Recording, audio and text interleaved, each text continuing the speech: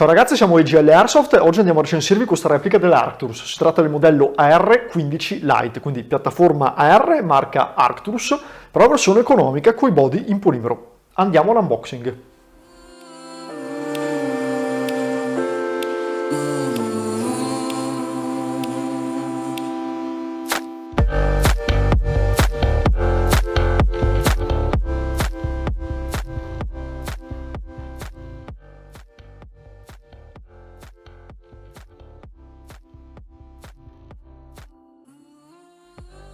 Bene, abbiamo appena aperto la scatola, vediamo cosa c'è dentro. Prima cosa che troviamo è il foglio con la garanzia, ci sono tutte le istruzioni in inglese, il nome di chi ha fatto i test, che test sono stati fatti, quindi distanza di tiro, prova funzionamento dell'OPAP, misura della velocità alla volata, ovviamente viene misurata in piedi per secondo. La velocità viene data su 10 tiri con pallini 0,20 tra 310 e 316, 318 anzi forse di massimo, piedi per secondo, corrispondono a circa diciamo da 94-97 metri al secondo più o meno, quindi diciamo che è una replica prossima al joule. Io ho rifatto la prova crono e mi sono venuti i valori tra i 97 e i 98, 96-98 metri al secondo, quindi più o meno ci siamo. Troviamo poi qua delle tacche di mira, ok, polimeriche, quelle che si abbattono, quindi premendo le fate scattare, non ci riesco, fa lo stesso. Vanno montate sulla replica.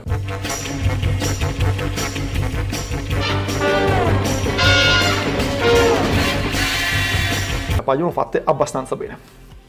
Patch dell'Arcturus, caricatore maggiorato Arcturus, l'ho provato, è a cordicella, ok?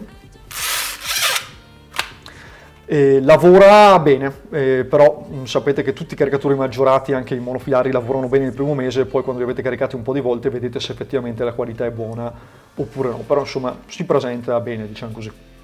Abbiamo poi la stina puliscicanna, parecchio lunga, anche probabilmente la fanno standard per diversi modelli, normalissima. Ovviamente la replica, tutta bella nella sua plastica. Sotto alla replica abbiamo due sacchetti, anzi abbiamo questo che non so cosa sia, è una vite con un perno che onestamente deve essere un qualche ricambio, non so per cosa. Quest'altro sacchetto vuoto che non so cosa sia e due sacchettini di silice per tenere lontana l'umidità. Andiamo a vedere la replica in dettaglio.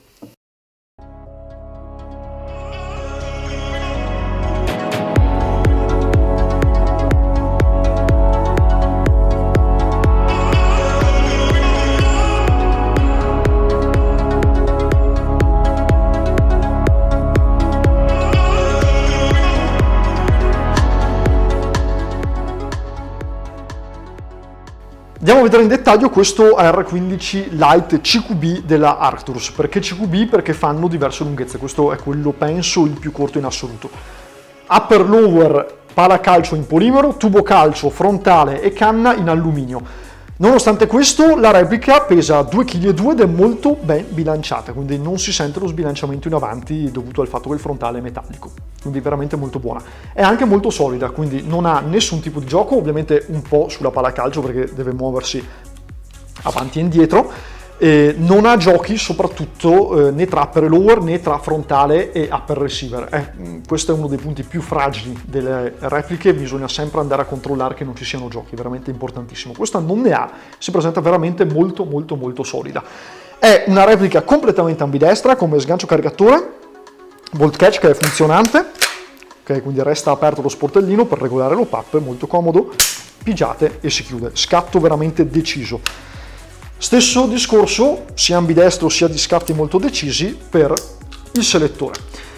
Altra cosa molto positiva, in un verso nell'altro no, il grilletto. Il grilletto ha una corsa a vuoto, un po' come le armi vere, poi diventa duro e scatta, quindi sarà molto molto reattivo. Come le armi vere, tra tantissime virgolette ragazzi, però diciamo che ci hanno provato. A me piace perché sarà un grilletto veramente con un'eccellente reattività. Di contro vedremo poi all'interno che il gruppo contatti è il suo dedicato, quindi diventa difficoltoso o impossibile montare centraline, quindi da valutare. Prova tiro. La replica fa con OPAP aperto circa 98 metri al secondo, che è più o meno quello che dichiarano loro nel foglietto di prova che abbiamo visto nell'unboxing. OPAP regolato ne perde circa 2, quindi va attorno ai 96 metri al secondo, cosa positiva. Principale problema, l'OPAP è montato male, quindi il pallino curva di brutto a sinistra. Questo significa che così stock dovete compensare. Altra cosa negativa, si sente dal rumore, è atroce, quindi vuol dire che lo spessoramento lascia veramente molto a desiderare. Vedremo meglio parlando degli interni. Prova a tiro una volta compensata, l'abbiamo fatto, quindi vuol dire dopo aver già compensato la mira per il pallino che va a sinistra. L'ho fatta su fogli A3 a 30 e 40 metri, su sagoma 80 x 120, quindi circa la mia sagoma fino all'ombelico, dai piedi all'ombelico, a 50 metri. 10 su 10 a 30 metri mi pare, 8 su 10 a 40 metri e un 9 su 10 a 50 metri. Quindi vuol dire che i pallini, bene o male, vanno tutti lì, non male per una replica stock. Ripeto, dopo aver compensato, che se voi non siete abituati a vedere il pallino, cioè a seguire il pallino su traiettoria, cosa che è positiva, sia chiaro, e il pallino va un metro e mezzo, secondo la distanza, a sinistra rispetto a dove andate a mirare. Si può risolvere guardando come è montato l'OPAP. Andiamo adesso a vedere gli interni.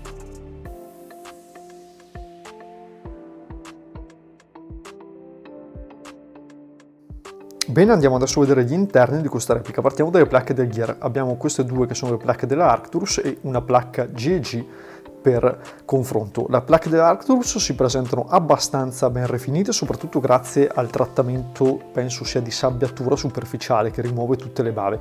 Se andiamo a vedere diversi dettagli che si vedono male nel video, ad esempio qui sopra e in questi punti, notiamo che in verità la fusione non pare fatta così particolarmente bene. Però insomma è un gearbox comunque low cost su una replica che costa molto poco.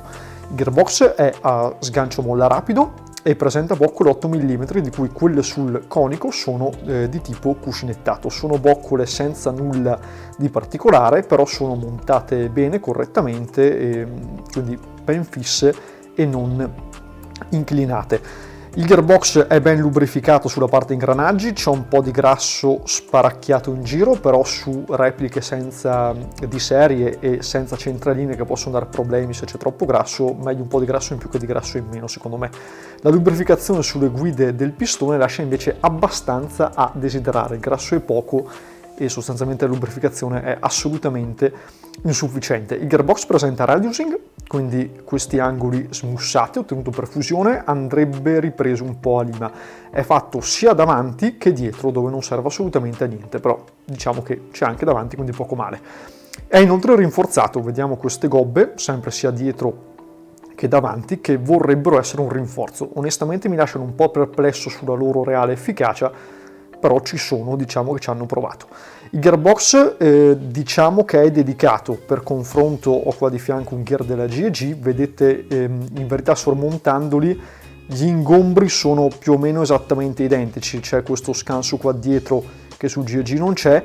A livello di gruppo contatti c'è spazio per un Titan, però vedete che bisogna limare un sacco tutte queste parti qua, aprire la finestra che serve per il selector plate, modificare qui, sostanzialmente è un lavoro veramente grosso e che a mio avviso non vale la pena. Gruppo contatti e grilletto. Il gruppo contatti assomiglia a quello degli Ares, con il grilletto che va a premere questo tasto e gli dà un feedback che a me piace molto, quindi quando andate a premere il grilletto scatta veramente subito, è una cosa che mi piace. Di contro abbiamo visto prima che le placche gearbox sono praticamente dedicate, ci vuole talmente tanto lavoro per andare a installare una centralina che spesso e volentieri non vale la pena. I cavi sono d'argento ma non sono argentati, ok, però hanno una sezione discreta. Principale problema, non mi ricordo in che punto, mi pare qui, eccolo qui, il rivestimento è bucato, quindi c'è un cavo scoperto, per cui bisogna assolutamente ripassarli e andare a vedere se ci sono anche altre lesioni, se proprio una tragedia cambiare cavi, altrimenti insomma andare a coprirlo con del termo restringente. La replica esce come la maggior parte delle repliche con attacco mini Tamiya, che è il mio consiglio assolutamente di cambiare con un T-Dins, non con un adattatore perché sennò non cambia assolutamente niente, ma proprio tagliando via e andando a fare una saldatura connettendo un T-Dins. Andiamo subito a vedere la terna di ingranaggi. conico, centrale e settoriale. Sono ingranaggi senza marca, presumo quindi fatti in Cina, senza una particolare qualità, non sono lesionati, non hanno problemi, sono ingrassati bene per essere una replica low cost. Il grasso non appare di gran qualità, però c'è ed è ancora funzionale, quindi non secco a differenza di altre repliche. Il principale problema di questa terna è lo spessoramento, che sostanzialmente fa schifo. Quindi sul centrale era fatto bene, sul conico e sul settoriale no. I due ingranaggi erano troppo stretti all'interno del gearbox, quindi giravano veramente a fatica, cosa compensata in parte sul conico dalle boccole cuscinettate. Il conico è anche spessorato male in relazione al suo accoppiamento col pignone del motore, quindi spessoramento assolutamente da rivedere. Sarebbe stato molto negativo anche su una terna valida. Questa è una terna comunque di una replica low cost, quindi usandolo con lo spessoramento di serie di questa replica probabilmente sarebbero usciti in breve tempo dei problemi. Cilindro, testa cilindro, spingipallino, asse spingipallino. Partiamo dal cilindro. È un cilindro in acciaio con foro per adeguare il volume del cilindro al volume della canna. Non ho verificato se i volumi sono corretti, onestamente. Il cilindro si presenta liscio, quindi assolutamente un pezzo che si può mantenere senza particolari problemi. La testa cilindro è una generica testa in polimero con beccuccio in metallo lucidato. Dietro è piatta, senza sbasi di nessun genere. È una tipologia di testa che trovate ad esempio anche su UFC, anche se non è la stessa, non della stessa marca, ok? Però come tipologia di fattura siamo sempre lì. Spingipallino polimerico con OR, che è questo cerchietto nero che vedete, di tenuta. Complessivamente combinata col suo pistone testa pistone fa veramente una buona tenuta, quindi un gruppo area che per una replica low cost direi che è assolutamente valido. Asta spingipallino non è deformata, scorre correttamente all'interno delle sue guide, all'interno del gearbox, in polimero generica senza nulla di particolare da segnalare. Pistone e testa pistone. Il pistone è in polimero con cremagliera in metallo di tipo largo, quindi non come ad esempio le FPS che sono più strettine. La cremagliera è ben lubrificata, il pistone qua sulle guide invece manca lubrificazione. Sono presenti però le scanalature per trattenere il grasso, quindi complessivamente secondo me è un buon pistone. La testa è polimerica, non ha nessuna caratteristica particolare, però funziona bene, come ho detto sulla parte del cilindro fa tenuta, il gruppo area insieme funziona. Monta su un cuscinetto, il complesso infatti è abbastanza pesante, siamo circa sui 27 grammi, un po' pesantino a mio avviso. Il mio consiglio è rimpiazzare il cuscinetto con uno di questi cilindri di polimero che appunto sono l'alternativa. Le teste si montano o su uno di questi oppure su cuscinetto, che però è più pesante. Principale problema della testa è che non c'è traccia di freno a filetti, né sulla vite né qua sul foro di montaggio, polimerico anche lui, quindi non ha inserti metallici, però non penso che la cosa dia problemi, si può mantenere senza problema. Sicuramente da rivedere appunto per aggiungere del freno a filetti per evitare che la testa si smonti mentre cicla sul gear, che non è mai una bella cosa. Canna e gruppo OPAP. Partiamo dalla canna, non è in alluminio, penso sia in acciaio, ha questo trattamento superficiale che non so cosa sia. Davanti ha uno svaso, finestra per OPAP standard. È una canna che al test tiro si è comportata bene, risulta dritta e risulta ben allineata una volta inserita all'interno dell'upper con lo spingipallino. Principale perplessità, il rivestimento è già un po' consumato sugli spigoli, anche se dal video si vede poco. E il mio dubbio è che usandola si consumerà in fretta e quindi rapidamente la canna andrà a decadere di prestazioni, però è una cosa che si può vedere solo utilizzando la replica. Il gruppo PAP si presenta ben rifinito, regola bene, forse leggermente morbida la rotazione della ghiera, però alla prova tiro anche in raffica non si è sregolata, quindi penso che non sia un grosso problema. Il gommino PAP è, al solito repliche low cost, un pochino troppo duro, quindi probabilmente una cosa da cambiare. Non è duro come su altre repliche, tipo le Endelle che abbiamo già recensito, che è veramente un gommino molto duro. Questo qua è un po' una via di mezzo, però sicuramente per potenze, per energie come le nostre, quindi underjoule, conviene andare a montare un gommino di miglior qualità. Molla e guida molla.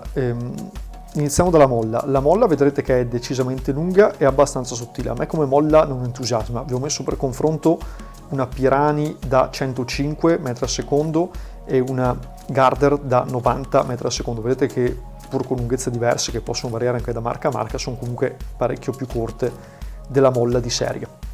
Il guidamolla è un guidamolla in metallo a sgancio rapido e cuscinettato. Pare fatto abbastanza bene e ovviamente per sapere la resistenza avrebbero fatti dei test a rottura che non posso fare perché la replica naturalmente devo ridarla a chi me l'ha prestata.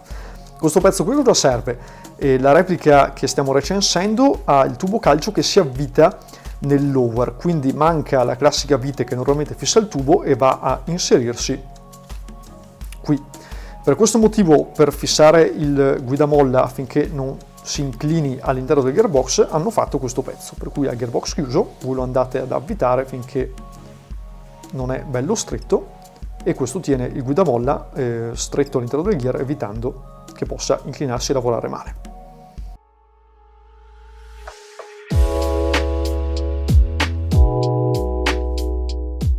Bene, tiriamo un po' le somme di questo AR15 Lite CQB della Arcturus. Esterni che a me piacciono veramente tanto, una replica solida che costa poco, siamo sui 170 euro mi pare in Italia, questa viene da Taiwan Gun, quindi è costato un po' meno. Esterni veramente molto buoni, a me piacciono tantissimo. Gli interni un po' meno, sia perché sono dedicati, quindi un po' non tutto, ok, è dedicato solo il gruppo contatti, il resto è standard, quindi sono un pochettino limitati a livello di customizzazione. A me piace montarci le centraline, però si può optare per diversi tipi di MOSFET comunque che sono anche molto performanti.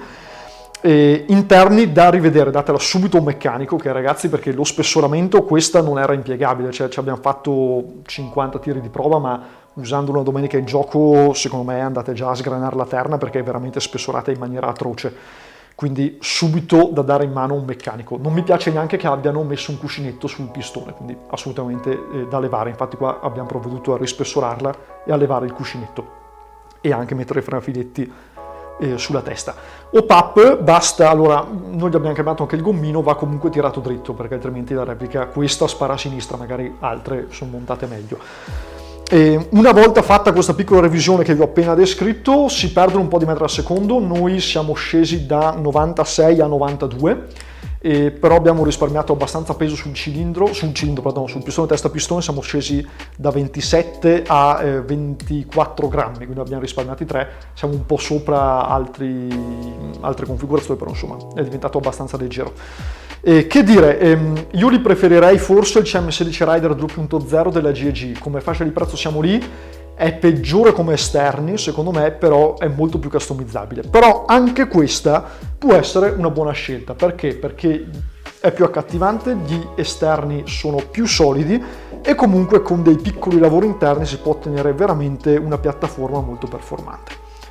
Che dire, complessivamente alla fine per quello che costa una buona replica.